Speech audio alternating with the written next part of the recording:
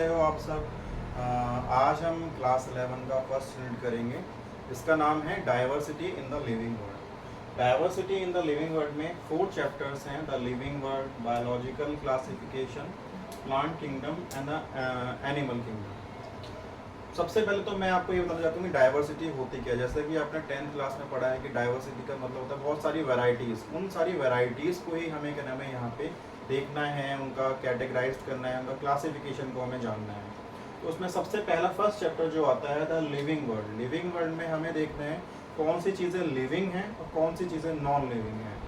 Living चीज़ों को जानने के लिए हमें उसमें कुछ कैटेगराइज करना पड़ेगा, उन चीज़ों को किसी कैरेक्टरिस्टिक फीचर्स में लाना पड़ेगा, देखने के लिए कौन सी चीज़ें लिविंग हैं और कौन सी चीज़ें नहीं हैं, नॉन लिविंग हैं।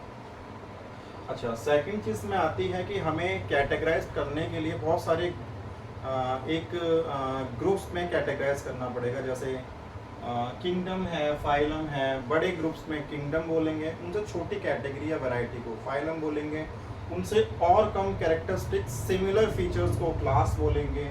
उसके बाद फिर ऑर्डर, सबसे जो लोअर क्लास, लोअर डिवीज़न होगी इसमें स्पीशीज़ होगी, और उसके बाद फिर ऑर्गेनिज्म होगा।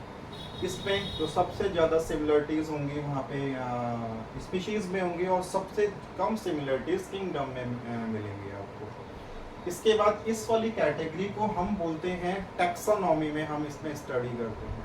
टैक्सोनॉमी में कैरेक्टरिस्टिक कुछ फीचर्स हैं किनके भी आप पे हम किस लिविंग थिंग को या किसी भी चीज़ को हम क्या नाम है किंगडम में, कौन से किंगडम में रखेंगे और किस किंगडम से दूसरे फाइलम में, फाइलम से क्लास, ऑर्डर वगैरह वगैरह।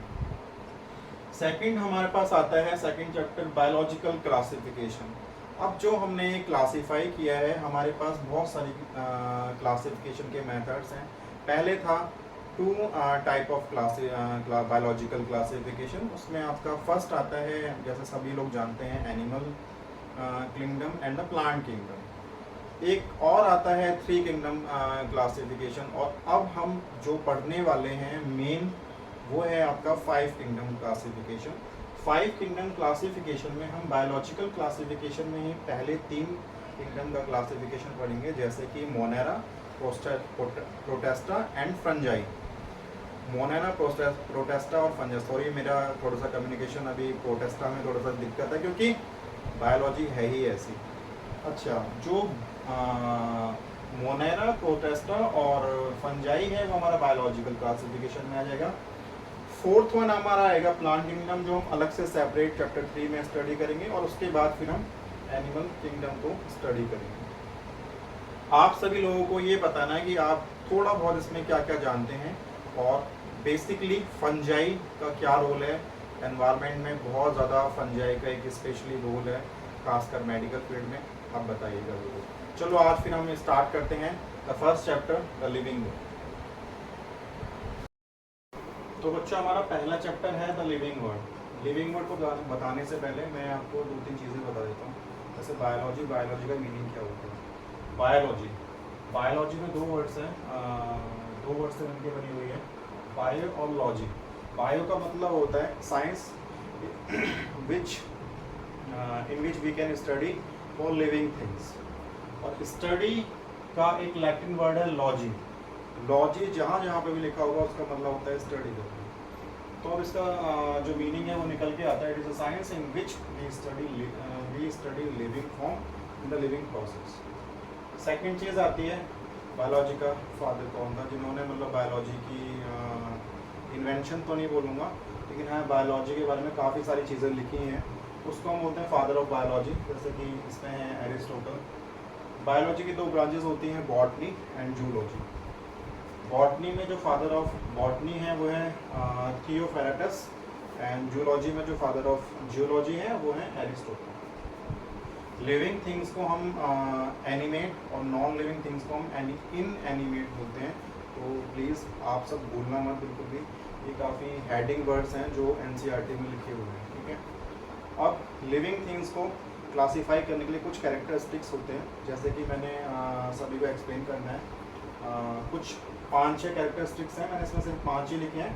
मैं आपको बताऊंगा 6 कैरेक्टरिस्टिक्स होता क्या है। पहला है ग्रोथ, सेकंड है रिप्रोडक्शन, तीसरा है metabolism, fourth one is cellular organisation, and fifth one is consciousness, and six one is locomotion, जो एनसीईआरटी में नहीं है लेकिन एक एडिशनल है, मैं आपको बताऊँ क्या होता है। हम शुरुआत करते हैं फर्स्ट वन से, दैट इज ग्रोथ। ग्रोथ क्या होता है? इंक्रीज इन नंबर और increase in mass. Increase in mass का मतलब होता है कि सेलुलर मास का इंक्रीज होना, वो सेलुलर इंक्रीज इन मास हो जाएगा। और increase in number, cellular number में इंक्रीज होना, उसको हम बोलते हैं इंक्रीज इन नंबर। ये दो कैरेक्टर्स हैं जो ग्रोथ को शो करते हैं। बट एक चीज़ मैं आपको इसमें एक क्लियरली डिफरेंशिएट वाला फीचर ये है लिविंग थिंग्स और नॉन लिविंग थिंग्स का, कि दोनों ही ग्रोथ होती है। जैसे तो नॉन लिविंग थिंग्स होती हैं उसमें भी ग्रोथ हमने देखी हुई है। जैसे कि मान के चलिए एग्जांपल में मैं माउंटेन्स को लूँगा, माउंटेन्स में भी ग्रोथ होती है, उसका जो हाइट है वो इंक्रीज और डिक्रीज होती रहती है due to sand soil deposition. उसमें क्या होता है, सॉइल आती है, हाइट बढ़ जाती है, कुछ हवाएं विंड वगैरह चलती है तो डिपोजिशन कम होता है, तो उनकी हाइट भी डिक्रीज हो जाती है। तो ये एक क्लैरिफाई और वेल डिफाइंड फीचर नहीं है जिससे हम ये शो कर पाएँ कि ग्रोथ सभी लिविंग ऑर्गेनिज्म में होती है। एक चीज़ और है, जितने भी ह्यूमन बींग्स होते हैं उसमें जितने भी एनिमल्स होते हैं, सभी में जो क्या नाम है ग्रोथ होती है वो एक लिमिटेड टाइम तक ही होती है, जिसको हम लिमिटेड ग्रोथ भी बोलते हैं। लेकिन प्लांट्स में हमेशा जो ग्रोथ होती है वो कंटिन्यूसली होती है, उसको अनलिमिटेड ग्रोथ भी बोलते हैं। एक चीज़ और होती है, लिविंग थिंग्स में जो ग्रोथ होगी वो इंट्रिंसिक होगी, अंदरूनी होगी, लेकिन जो नॉन लिविंग थिंग्स होंगी उसमें एक्सटेंसिव ग्रोथ होगी, जैसे मैंने माउंटेन्स वाला एग्जांपल लेके आपको बताया था। अब हम चलते हैं और एक चीज़ और है, लिविंग थिंग्स में इरिवर्सिबल ग्रोथ होती है।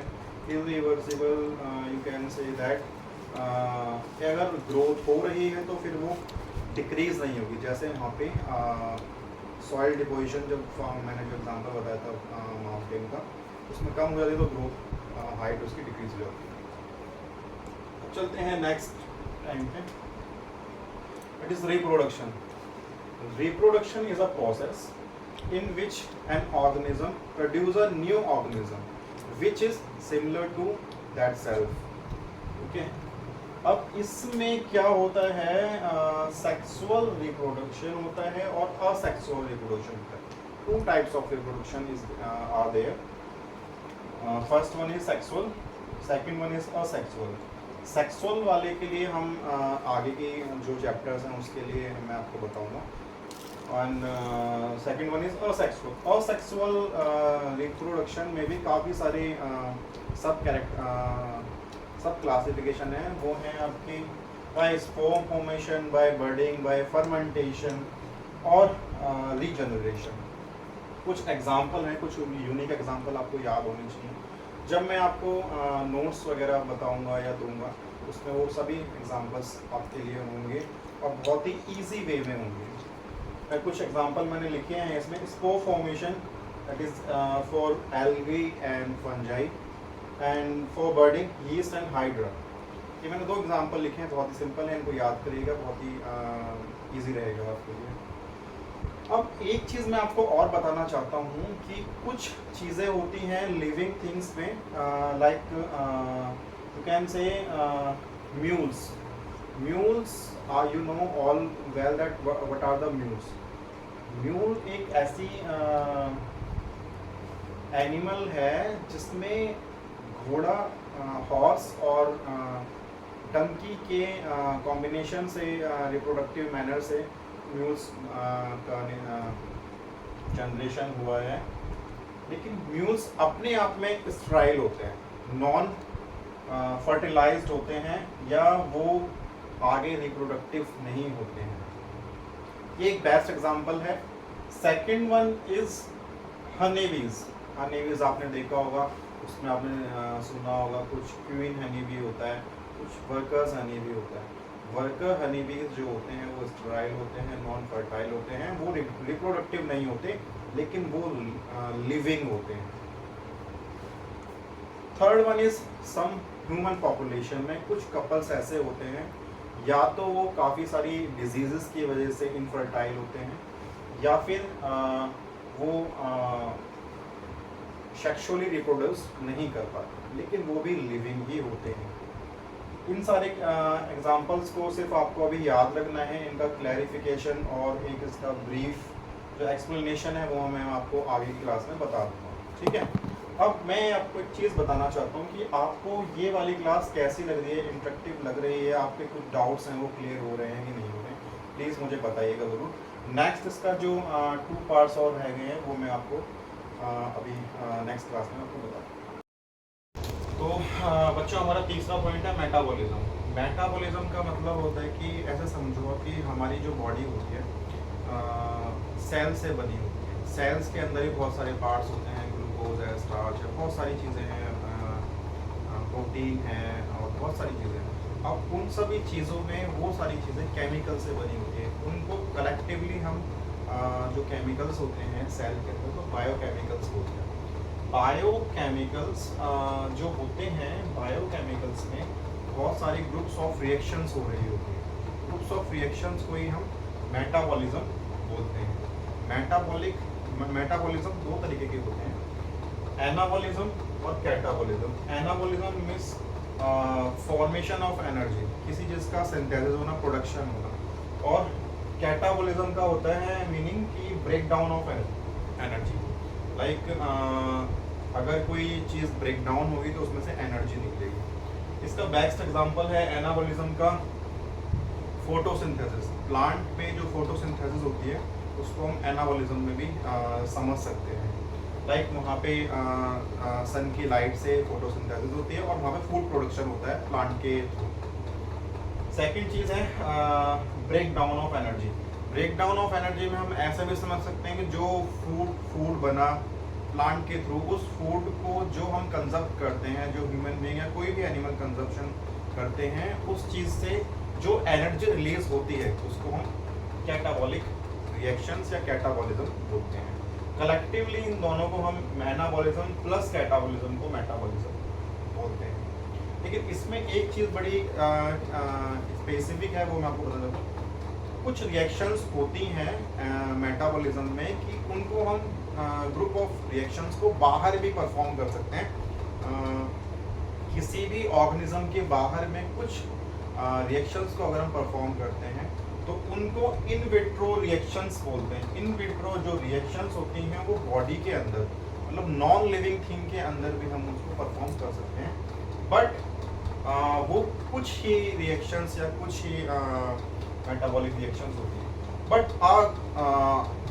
सेट ऑफ रिएक्शन वो हमेशा मेटाबॉलिज्म ही होगा, जो लिविंग ऑर्गेनिज्म में होगा ही होगा, ठीक है। सेकेंड वन, और ये चीज़ इसको मेटाबॉलिज्म का जो ये फीचर है, इसी चीज़ की वजह से इसको डिफाइनिंग फीचर बोलते हैं all living things. Third one is cellular organisation. Cellular organisation का सिंपल सा मीनिंग ये है कि सेलुलर ऑर्गेनाइजेशन, जो सेल होती है किसी भी ऑर्गेनिज्म में सबसे छोटी स्ट्रक्चरल और फंक्शनल यूनिट होती है। जैसे आप सबने अपनी छोटी क्लासों में 10th में 9th में देखा है, तो जो सेल जो सबसे छोटी यूनिट होती है वो स्ट्रक्चरल फंक्शनल यूनिट होती है। उससे अगर कुछ भी कम है, सेल बहुत सारी चीज़ों की बनी हुई होती है, जैसे मैंने बताया ग्लूकोज, स्टार्च, डीएनए, प्रोटीन, बहुत सारी चीज़ों की बनी होती है। अब उससे अगर कुछ कम चीज़ हो जाती है तो हम उसको एक लिविंग एंटिटी या ऑर्गेनिज्म नहीं बोलेंगे। एक वेरी क्लेरिफाइड फीचर है ये सेलुलर ऑर्गेनिज्म। अब इसमें एक चीज़ मैं आपको एग्जांपल के थ्रू बताता हूँ। जो वायरस होते हैं, काफ़ी सारे वायरस जो होते हैं, वायरस सेल नहीं होता, वो एक इनकम्प्लीट सेल होता है। उसमें कुछ चीज़ें होती हैं, कुछ चीज़ें नहीं होती, लेकिन जो कुछ चीज़ें उसकी होती हैं वो किसी लिविंग थिंग में जाके वो एक्टिवेट फॉर्म में जाती है। इसलिए वायरस को हम क्या नाम है सेलुलर ऑर्गेनाइजेशन में काउंट नहीं करेंगे। बाकी सारी चीज़ें जो लिविंग ऑर्गेनिज्म होंगी वो सेलुलर ऑर्गेनाइजेशन को शो करेगी। ये भी इसका एक वेल डिफाइनिंग फीचर हो जाएगा, ठीक है। Last one is consciousness. Consciousness सभी को जैसे कि अपने आप में मीनिंग इसका बताता है कि ability to sense surrounding environment. हम हमारे एनवायरनमेंट में जो भी सारी चीज़ें हैं वो क्या चेंज हो रही हैं उसको हम कॉन्शियसनेस बोलते हैं। Stimuli all surrounding environment and respond to these environmental stimuli. Stimuli का मतलब आप सिंपल सा समझिए कि चेंज का मतलब होता है स्टिमुली। स्टिमुली एक प्लूरल वर्ड है, जो उसका सिंगुलर वर्ड होता है वो स्टिमुलस होता है। कुछ भी चेंज हुआ उसका रिस्पॉन्स जो होगा उसको हम कॉन्शियसनेस बोलेंगे। जैसे कि हवा का महसूस होना एक स्टिमुली है, बाहर बहुत ज़्यादा नॉइज़ आनी वो भी एक स्टिमुली है, एनवायरनमेंट का ठंडा हो जाना, कोल्ड एनवायरनमेंट हो जाना वो भी एक स्टिमुली है, किसी को देखना वो भी एक स्टिमुली है। सभी चीज़ें स्टिमुली में काउंट होती हैं। अब एक चीज़ मैं एक और बताना चाहता हूँ, बहुत ही अच्छा एग्जाम्पल है और वो आपको याद भी रहना चाहिए। All organism from prokaryotes to eukaryote, जो ये प्रोकैरियोट्स लिखा हुआ है, प्रोकैरियोट्स सबसे छोटा लिविंग ऑर्गेनिज्म है। मतलब इसके पास फुल्ली डेवलप्ड न्यूक्लियस नहीं होता, न्यूक्लियस मेम्ब्रेन नहीं होता, लेकिन एक सेलुलर स्ट्रक्चर होता है, सिंगल सेलुलर स्ट्रक्चर होता है। इसलिए जो प्रोकैरियोट्स होते हैं उनमें भी ये फीचर होता है कॉन्शियसनेस का। अब आप सभी बोलेंगे कि कॉन्शियसनेस तो सिर्फ क्या नाम है एनिमल्स में होती है, नहीं, प्लांट्स भी कॉन्शियसनेस को शो करते हैं। जैसे कि आप किसी प्लांट को अगर एक अंधेरे में रख दोगे उसको और कहीं से छोटा सा क्या नाम है वहाँ पे होल कर देंगे, वहाँ से सनलाइट अगर आ रही होगी तो प्लांट का मूवमेंट वो सनलाइट की तरफ हो जाता है। ये शो करता है कि प्लांट भी कॉन्शियसनेस को शो करता है। तो इससे हमें क्या पता पड़ता है कि कॉन्शियसनेस जो है वो भी एक वेल डिफाइनिंग फीचर्स है लिविंग थिंग्स का, लिविंग ऑर्गेनिज्म का। इसमें एक चीज़ और है, जो ह्यूमन होते हैं, ह्यूमन तो आपको पता ही है, ह्यूमन सबसे ज़्यादा डेवलप्ड ऑर्गेनिज्म है और इसमें ह्यूमन ही हैं जो सेल्फ कॉन्शियसनेस को शो करते हैं बिकॉज ऑफ उनके पास डेवलप्ड नर्वस सिस्टम होता है, उनके पास कम्युनिकेशन स्किल है। अगर उन्हें कुछ क्या नाम है महसूस होता है, कॉन्शियसनेस को करना है, तो वो अपने कम्युनिकेशन स्किल्स के थ्रू बता सकते हैं। सेल्फ कॉन्शियसनेस को हम उसमें क्या नाम है, क्या रिएक्शन उनको देना है, एक्शन का क्या रिएक्शन देना है, वो ह्यूमन को पता होता है। लेकिन सेल्फ कॉन्शियसनेस सिर्फ ह्यूमन बीइंग के लिए ही अप्लाई होगा, या जो और अदर लिविंग ऑर्गेनिज्म है जिसमें very well developed nervous system होता है, उसके लिए भी हम अप्लाई कर सकते हैं। तो बच्चों इसमें सिर्फ कहने का जो हमारा लिविंग वर्ड में जो क्लासिफिकेशन था उसमें ये लास्ट के जो 3 फीचर्स हैं, जैसे मेटाबॉलिज्म है, सेलुलर ऑर्गेनाइजेशन है और कॉन्शियसनेस है, ये तीनों ही जो फीचर्स हैं ये वेल डिफाइनिंग फीचर्स में आते हैं। तो आप बिल्कुल इनको याद रखना और बिल्कुल भूलना मत।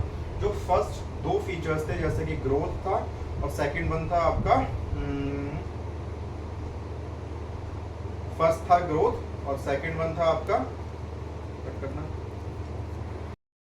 ये तीनों फीचर्स आपके वेल डिफाइनिंग फीचर्स हो जाते हैं। और जो फर्स्ट 2 फीचर्स थे जैसे आपका ग्रोथ और रिप्रोडक्शन, उसमें क्लेरिफाई था, जो मैंने आपको लास्ट टाइम बताया भी है कि वो दोनों वेल डिफाइनिंग फीचर्स में नहीं है।